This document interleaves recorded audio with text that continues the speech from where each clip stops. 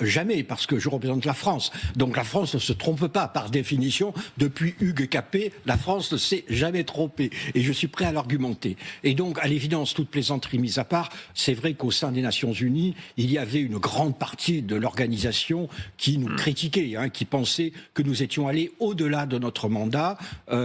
C'était la France et la Grande-Bretagne qui dirigeaient les opérations. Les Américains étaient quand même un peu en retrait. Alors, quittons l'histoire. Ce qui se passe maintenant, quelle que soit la chaîne des responsabilités des uns et des autres, c'est un ton qui monte très fort. Côté OTAN, côté Russie, les ultras, on est dans un moment où les ultras à Moscou se donnent libre cours.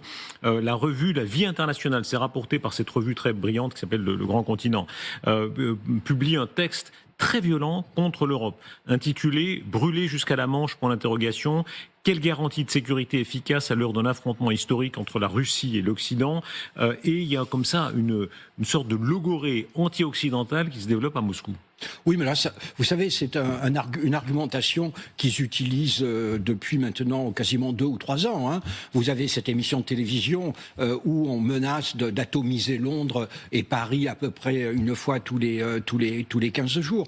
Vous avez cette relation d'amour-haine entre l'Occident et la Russie. Vous savez, au fond, la Russie, d'un côté, rêve d'être une partie de l'Occident, de l'autre est pleine de complexes de ne pas en être,